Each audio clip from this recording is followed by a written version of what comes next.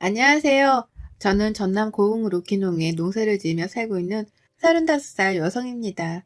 3년 전 있었던 집안의 큰 문제로 인해 시댁과 인연을 끊고 남편과 아이와 함께 시골로 내려왔어요. 그로 인해 저희 두 사람의 인생을 다시 한번 뒤돌아보게 되었고, 그 누구의 방해도 받지 않는 평화로운 인생을 살아야겠다고 마음 먹게 되었습니다. 남편은 저와 함께 농사를 지으며 금, 토, 일, 이렇게 3일은 할머니, 할아버지들께 한글을 가르쳐 드리고 있어요. 원래 저희는 서울에 있는 학원에서 농술 강사로 근무를 했었거든요. 그래서 그 경력을 살려 지역사회에 작은 보탬이 되고 있답니다. 사실 저희가 처음에 시골로 오게 된 이유는 도피의 목적이 컸어요. 늘 남편에게 희생을 강요하던 시댁 때문이었죠. 결혼한 뒤에는 저에게까지 큰 부담을 주었고, 3년 전 그날 그동안 쌓여있던 울분을 토해낸 남편이 시댁과의 절연을 선언했습니다. 말도 안 되는 상황이었기에 저도 남편과 합세해 시부모님 그리고 시누이와 대판 싸웠죠. 그래서 그 길로 서울 생활을 청산하고 고흥으로 내려와 귀농을 한 거였죠. 젊은 인구가 매우 드물다 못해 희귀했던 이 동네에서는 저희를 거의 영웅 대접을 해주시더라고요. 20가구 정도 사는 작은 마을이었는데 동네 사람들과도 친목을 쌓을 겸 농사일도 배울 겸 많이 도와드렸거든요. 노인들만 살던 조용한 동네에 아이 웃음소리가 들리니 너도 나도 할 것 없이 저희를 도와주셨어요. 농사를 처음 짓느냐며 툴툴대시던 이장님도 있었지만 매일같이 찾아오셔서는 무뚝뚝하긴 하지만 이런저런 꿀팁을 전수해 주시고 가신답니다. 저희가 농사일로 바쁠 때에는 저희 아이들을 봐주시기도 하고요. 다행히 아이도 그런 어르신들을 친할머니, 할아버지처럼 잘 따라주었고요. 아무튼 남편에게는 8살 어린 여동생이 있어요. 바로 저희가 고흥으로 내려오게 된 이유이자 앞서 말씀드린 문제, 그 시누이죠. 오냐오냐 잘한 탓에 건방지고 버릇없는 생각 없는 시누이지만 제가 보기엔 그 시누이를 감싸가도는 시부모님이 더 문제인 것 같아요. 시부모님이 남편을 낳고 어렵게 시누이를 가졌는데 시누이가 미숙아로 태어나 크게 아팠다더군요. 그래서 과하다 싶을 정도로 시부모님의 그늘 아래서 오냐오냐 길러졌고 점점 기고만장해지며 모든 권리를 당연하게 생각하는 아나무인의 성격으로 변해갔죠. 남편은 어려서부터 오빠니까 양보해야 한다, 동생이니까 잘 챙겨줘야 한다는 말을 듣고 자랐어요. 반항심이 생길 법도 한데 부모님이 동생 때문에 힘들어하시는 모습을 보고는 아무런 말도 할 수가 없었다며 그저 그러려니 하면서 자랐대요. 남편도 사람인지라 사춘기 때 왜 자신만 양보를 해야 하냐고 따졌다가 시할머니 댁으로 일주일 동안 쫓겨난 적도 있었답니다. 그만큼 시누이는 온 식구들의 사랑을 독차지하며 자랐어요. 심지어 남편은 부모님이 어린 여동생을 보살피며 혹시라도 경제적인 어려움이 생길까 걱정했고 등록금이나 비교적 학비가 저렴한 집 근처 국공립대학으로 진학했다고 했습니다. 물론 학창시절에도 남편은 늘 뒷전이었어요. 시할머니가 그런 남편을 불쌍하게 생각하셔서 학비나 용돈을 챙겨주셨고 남편은 그걸로 겨우 생활했다고 하네요. 부모의 관심과 사랑이 필요했던 나이였음에도 불구하고 오로지 책임감만을 강요하던 시부모님에게 얼마나 많은 실망을 했을까 생각도 들더라고요. 저희가 결혼을 준비하면서도 시어머니는 시누이 몫에 애단을 따로 준비해야 한다고 하셨어요. 자신들은 필요 없으니 시누이를 가장 최우선으로 생각하고 챙기라면서요. 예, 네 시누이 될 사람이 우리 집안에서 얼마나 귀한 존재인지 아니? 예단해물 할 때는 우리 거 굳이 준비 안 해도 시누이 거 꼭 챙기거라. 비싸고 좋은 거 잘 골라서 대접해야 한다 이 말이다. 섭섭하지 않게 알아서 잘 하리라 믿는다. 배울 만큼 배웠으니 어느 정도 생각은 있겠지. 언니, 들었죠? 우리 엄마가 이렇게 통이 크다니까? 나 백화점 가서 내가 직접 고르고 싶은데 그래도 되죠? 내가 안 하려고 했는데 하도 해야 한다고 그러네? 그래서 말인데 이번 주 주말에 나랑 같이 백화점 가요. 저희가 결혼을 28살에 했어요. 그때 시누이 나이가 갓 20살이었고 그저 어린 동생 하나 더 생긴다고 생각하고 좋은 게 좋은 거라고 나이에 맞지 않지만 명품 가방, 원피스, 화장품을 풀세트로 맞춰주었어요. 평생에 한 번뿐인 결혼식이었고 솔직히 시댁 식구들한테 밉보이고 싶지 않았거든요. 친정이 여유가 있던 덕분에 결혼할 당시 지원을 많이 해주셨습니다. 남편이나 저나 나름 인기 강사여서 벌이도 괜찮았는데 빚 없이 살아야 한다며 집을 해주셨어요. 대신 나머지 혼수나 필요한 건 저희 보고 알아서 하라고 하셨죠. 모든 준비를 차질 없이 다 하고 저희는 양가 어른들의 축복 속에서 행복한 결혼식을 올리게 되었어요. 공교롭게도 직장과 신혼집은 시댁 근처였습니다. 강사로 근무를 하며 외적인 부분도 많이 신경을 써야 했기에 많지는 않지만 약간의 명품 가방, 옷들을 가지고 있었죠. 평소에 옷이나 액세서리에 관심이 많지 않았지만 강사 일을 하다 보니 어쩔 수 없더라고요. 비싸지는 않아도 있어 보이는 그런 것들을 많이 가지고 있었어요. 한 번은 시댁 식구들과 집들이를 하는데 시누이가 집 구경을 하고 싶다더라고요. 아무 생각 없이 구경하라 했습니다. 가져갈 것도 없고 어차피 식구니까 집을 둘러볼 수도 있는 거였으니까요. 하지만 너무 안일하게 생각했던 탓이었을까요?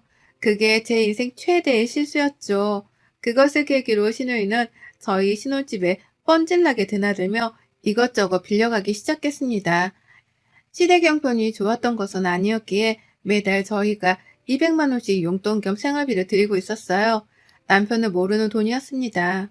남편의 길을 살려주고도 싶었고 혹여나 나중에 무언가 말할 수 있는 구실을 만들어 놓기 위함이었죠. 어쨌든 신의 눈에는 그저 제 물건이 비싸 보였고 탐이 났나 봅니다. 그냥 어린 동생이 언니 것 좀 쓰려나 보다 하고 좋게 넘어갔는데 애초에 차단을 시켰어야 했어요. 한두 번 입었지만 잘 챙겨 입지 않던 옷과 액세서리, 화장품을 종종 주곤 했는데 어느 순간부터는 당연하다시피 사달라고 요구를 하거나 마음대로 가져가기도 하더라고요. 몇 번의 당부의 말을 하며 부탁을 하자 조금 조심하는 모습을 보이긴 했습니다. 그렇게 달콤한 3, 4년 정도의 신혼생활을 즐기다 저희에게 쌍둥이 아기 천사들이 찾아왔어요. 하나도 힘든데 요즘 물가도 높아져서 아이들한테 들어가는 돈이 제법 되더라고요. 시어머니께 양해를 구하고 보내드리던 생활비도 조금은 줄이게 되었어요. 임신 중기가 넘어가니 서 있는 곳자 힘들어 결국 저는 농수 강사 일을 그만두게 되었죠. 아이들을 출산하고 100일이 갓 지났을 무렵이었을 거예요. 대학을 졸업한 시누이가 취업을 했다며 시댁에 100일 파티 겸 취업 축하 파티를 했습니다. 그런데 술을 한두 잔 마시던 시누이가 속이 답답하다며 헛구역질을 하는 겁니다. 기름진 음식도 먹고 술도 먹고 해서 얹혔나 보다 생각했죠. 하지만 며칠 뒤 시댁은 한바탕 폭풍이 몰아치게 되었습니다. 속이 계속 이상했던 시누이는 병원으로 가서 검사를 받았고 임신을 했다는 충격적인 사실을 알았어요. 이미 수술을 할 수 있는 시기도 지나 어쩔 수 없는 상황에 시부모님은 뒷목을 잡으셨어요. 몸이 상당히 마른 편이었던 시누이는 그저 요즘 살이 조금 찐다 생각했대요. 임신인지 꿈에도 몰랐던 거죠. 너 도대체 뭐라고 돌아다니길래 그 나이에 임신이야? 이 아빠는 누군지 모르니? 내가 그걸 어떻게 알아? 아, 하필 그때 클럽에서 그날 술 많이 마셔서 기억도 안 나는데. 뭐? 너 외박한 그날 말이냐? 그럼 이 아빠가 누군지도 몰라? 어쩜 이럴 수가 있니? 제정신이야? 집안 만신을 시켜도 유분수지. 시집도 안 간 애가 털컥 임신부터 하고 이 아빠는 누군지도 모르고. 나도 이렇게 될 줄 알았겠어? 그만 좀 해. 얘는 나오면 될 거 아니야. 뭐? 나? 그래, 낳는다 쳐. 누가 키우냐? 누가 키우냐고. 네가 지금, 아유, 진짜. 오빠네도 있고 정 안 되면 내 동생 하나 낳았다 생각하고 이 방에서 키우면 안 돼? 그렇다고 얘를 지워? 못 지운다잖아. 낳는다 쳐. 정 안 되면 보육원에라도 갖다 주던지. 너 지금 그게 사람으로서 할 말이냐? 내가 너 때문에 정말 못 산다. 아이고 머리야. 시댁은 말 그대로 시한폭탄과도 같은 분위기였습니다. 신우의 임신 사실을 알게 된 시아버지는 깊은 한숨을 내쉴 뿐이었죠. 제가 관여할 문제는 아닌 것 같아 아이들을 돌보며 평범한 나날을 보내고 있었습니다. 결국 9개월 정도 후 신우이는 남자아이를 출산했어요. 젊어서 그런가 아이를 낳았다는 사실이 무색할 정도로 회복도 빠르고 아무렇지 않더라고요. 그러다 어느 날 유독 늦게 들어온 남편의 표정이 좋지 않은 겁니다. 여보, 오늘 학원에서 무슨 일 있었어? 표정이 왜 이렇게 안 좋아? 아니야, 내가 나중에 말할게. 생각 정리가 조금은 필요할 것 같아. 일단 지금은 쉬고 싶네? 알았어, 많이 피곤한가 보다. 나중에 이야기해줘. 무슨 일이냐 묻는데도 피곤하다며 대답을 회피하는 남편이 조금 이상했어요. 평소에 퇴근하고 오면 아이들을 돌보느라 고생 많았다며 저녁을 먹었냐고 늘 물어봐 주었거든요. 그날은 유독 기분이 많이 다운되어 있었어요. 며칠 뒤 시어머니를 통해 남편이 왜 그랬는지 이유를 알았습니다. 괜히 저에게 할 말이 있다며 시댁으로 오라는 시부모님의 연락을 받고 친정 엄마에게 아이들을 맡겼습니다. 시댁에 갔더니 시부모님은 저를 유독 반겨주셨어요. 어머니 하실 말씀이 있으시다면서요. 저 친정엄마한테 아이들 맡겨두고 와서요. 하신 말씀이 무엇이죠? 얘는 성질이 급하기도 하지. 다름이 아니라 친상이한테 들었는지 모르겠는데 수아가 낳은 준호 말이다. 니네가 맡아서 키워줬으면 하는데. 네? 그게 무슨 말씀이세요? 맡아서 키우라니요. 준호를요? 우리가 나이도 있고 갑자기 아이가 생겼다고 하면 사람들이 수군거릴 게 뻔하잖니. 시집도 안 간 처녀가 덜컥 임신한 것도 그런데 얘까지 다 했다고 하면 우리 집안을 얼마나 무시하겠니. 그리고 네 시누이 이제 좋은 사람 만나서 세주부 하려고 한다. 금요금에 종사하는 돈 많은 집이라고 하더구나. 너희가 셋째를 조금 일찍 봤다 생각하고 대신 키우렴. 너무 아무렇지 않게 말씀하시는 시어머니를 보자니 어이가 없더라고요. 시누이는 아이를 낳고 그새 새로운 남자를 만나 결혼을 약속했다 하더라고요. 어머님, 지금 하신 말씀 진심이세요? 지금 저희더러 아가씨 아이를 입적해서 키우라는 말씀이세요? 왜 저희가 그래야 해요? 전 그러면 어머니가 키우시면 되지. 어떻게 아가씨 아이를 저희가 키워요? 그리고 어떻게 그렇게 당연하게 저희한테 요구를 하시는 건데요? 준성 씨도 알아요? 내가 예전에 준성이한테 미리 말하긴 했다만 답이 없더구나. 그래서 이렇게 너를 부른 거야. 둘 다 배울 만큼 배웠으니 내 말 뜻 잘 이해했겠지? 아이를 키우며 필요한 양육비는 우리가 대줄 테니 호적에 올려놓고 너희가 키우렴. 아니 지금 이게 말이 된다고 생각하세요? 아가씨도 입이 있으면 말해봐요. 실수해서 덜컥 임신해서 낳은 아이 부잣집에 시집가야 되는데 걸림돌 되니까 저랑 준성 씨한테 떠미는 거예요? 진짜 말이야 방구야 이게? 언니 너무 고리타분하게 생각하는 거 아니에요? 그래도 아이 키워봤으니까 저보다 더 경험 있으시고 그래서 붙어가는 거잖아요. 제가 나중에 기회 봐서 준호 데려갈게요. 진짜 말이 안 통하네요. 지금 데려다 키운다 쳐요. 나중에 언제? 이혼 불사하고 사실 나 아이 있다. 뭐 이렇게 떠벌릴 거예요? 퍽이나 그 결혼 생활 유지 잘 되겠네요. 이대로는 가만히 못 있어요. 왜 떳떳하지도 않은 과거를 저희한테까지 피해 끼치면서 숨기려고 하는데요? 당당하게 만나고 이해해줄 사람 만나면 되는 거지. 예, 너까지 정말 왜 이러니? 어려운 부탁하는 것도 아니고 그냥 둥이를 키울 때 조금씩 같이 하면 되는 거잖냐. 뭘 일이 삐딱하게 굴어. 시애미가 하라면 하는 거지 무슨 말이 많아? 우리 아들은 착해 빠져서 내가 말하면 알겠다고 다 대답하는데 너는 버르장머리가 없구나. 어머니, 버르장머리가 아니라요. 이건 경우가 아닌 거죠. 지나가는 사람들 붙잡고 물어보세요. 시누이가 원나잇으로 낳은 아이 시집가야 하니 대신 키워야 한다. 동의하냐? 물어보면 하나같이 미쳤냐? 그럴걸요? 저는 제 상식 밖의 행동이라고 생각됩니다. 못 들은 걸로 할게요. 정말 기가 차더라고요. 어떻게 눈빛 하나 안 변하고 저딴 부탁을 할 수 있는지 의문이었어요. 시어머니가 입적해서 자기 아들로 키우면 될 것이지 굳이 왜 저희가 키워야 하는지 이해가 가질 않았죠. 그 길로 집으로 돌아와 남편과 친정 부모님에게 이 사실을 알렸습니다.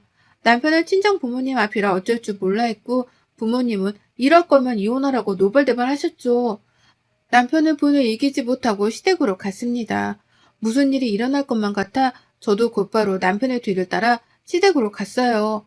아니나 다를까 남편은 집안에 들어서자마자 온갖 물건을 집어던지며 소리치기 시작했어요. 그동안의 울분을 모두 토해내듯이 남편의 눈에서는 하염없이 눈물이 흐르더라고요. 도대체 언제까지 제가 참아야 해요? 어려서부터 지금까지 부모님 말씀을 거역한 적도 없고 거역해서는 안 된다고 생각을 했어요. 하지만 수아가 낳은 아이를 저희 보고 키우라니요. 어떻게 사람이 돼서 그런 말을 한답니까? 며느리 보기 부끄럽지 않아요? 책임지지도 못할 거 왜 나와서 괜한 사람들한테 피해주고 그러냐고요.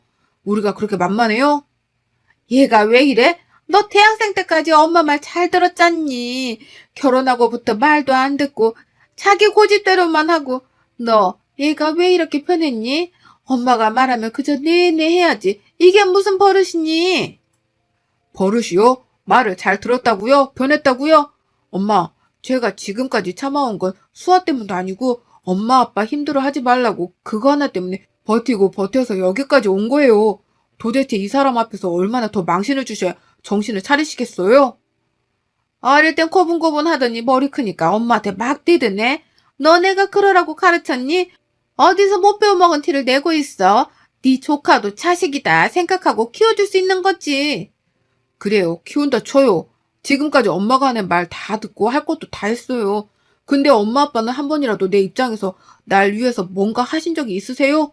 반대로 생각해봐요. 제가 사고쳐서 나온 애 수아한테 키워달라고 말할 수 있냐고요. 융통성도 없니? 네 하나밖에 없는 동생 잘 되는 게 그렇게 배 아파? 너 내가 그렇게 가르쳤니? 같은 말만 되풀이하며 신랑과 시어머니는 언성을 높이며 싸웠습니다. 그대로 뒀다가는 결론이 나지 않을 것 같아 뒤에서 남편을 말리던 제가 나섰어요. 어머니, 앞으로는 준성 씨한테 뭔가를 바라지 마세요. 아가씨도 성인이고 다 할 줄 아는 나이예요. 자신이 하는 일이 무엇이 됐던 간에 마땅히 책임을 질 수 있는 나이라고요. 일을 못하는 것도 아니고 생각이 딸린 것도 아니고 사지 멀쩡한데 왜 우리가 아가씨 아이를 키워야 해요? 저희는 그렇게 못합니다. 내가 이 집 아들 안 하면 그만이야. 당신도 연락 없어. 나 오늘부터 이 집 아들 아니야. 그러니 결혼을 하든 어디 가서 애를 낳아오든 알아서 잘 살아보세요. 정말 지긋지긋하네요. 야, 황수아, 너도 잘 들어? 내가 만만해서 너한테 양보한 줄 알아? 양보받고 대우받았으면 그만큼 밥값은 해야 될 거 아니야? 언제까지 엄마 아빠가 네 뒤치다꺼리를 해야 되냐? 그리고 네 애는 네가 키워. 한 번만 더 억지 부리면 가만히 안 있을 거야. 알겠어? 너희들 진짜 그럴 거야? 어려운 부탁하는 것도 아니잖니. 도대체 왜 이렇게 융통성이 없어? 어머니, 지금 융통성이라고 하셨어요? 저 다시 한번 말씀드리지만 그렇게는 못해요. 차라리 저희 없다고 생각하시고요. 말도 안 되는 일 억지 부려가며 저희한테 괜한 상처 주지 마시고 알아서 해결하세요. 그렇게 남편을 끌고 나와 집으로 왔어요. 분이 풀리지 않았던 남편은 연거푸 술을 마시기 시작했습니다. 다음날 숙취를 이겨내고 남편은 무언가 결심한 듯 집을 나섰어요. 며칠 뒤 신우이는 남자 측에서 파혼을 선언했다고 하네요. 아이가 있는데도 숨기고 결혼하려 했다면서 혼인빙자 사기죄로 감옥에 들어가고 싶지 않으면 똑바로 처신하라며 싫은 소리까지 들었답니다. 신우이와 시어머니는 저희 보고 노발대발 하셨죠. 알고 보니 남편이 매제될 사람을 만나 현재 모든 상황에 대해 말해주었다고 합니다. 그 말을 들은 상대방은 급격하게 표정이 굳어졌고 결국 신우에게 파혼을 선언했던 거였죠. 그 남자는 한 중소기업을 이끌며 금융업계에 종사하는 있는 집 자식이었죠. 청첩장까지 나온 마당에 파혼을 당한 신우이는 이런 망신도 없다며 집안에 틀어박혀 있었어요. 웃긴 건 출산하고 나서 단 한 번도 아이를 돌본 적이 없었습니다. 오로지 시어머니의 몫이었죠. 어느 날은 허벅지가 다 드러나는 클럽 의상을 입고는 밤새 술을 마시기도 하고 방탕한 생활을 하더라고요. 가끔은 저희에게 신세한탄하며 여전히 아이 이야기를 하며 남편 탓을 하더라고요. 언니랑 오빠가 얘 키운다고만 했어도 입만 닫고 있었어도 내 인생에 이렇게 시궁창 같지는 않을 거야. 얘 키워준다고만 했어도 되는 문제였는데 정말 너무 원망스럽다. 그렇게 끝까지 이기적이고 양심 없는 신우이와 시어머니의 태도에 질린 저는 남편과 상의 끝에 서울에서 제일 멀리 떨어진 곳으로 떠나자고 약속을 했습니다.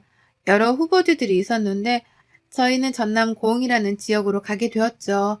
시댁을 손절하고 남편과 아이들과 함께 무작정 고흥으로 내려와 적당한 크기의 전원주택을 샀고 300평 정도의 농사를 지을 땅도 마련했습니다.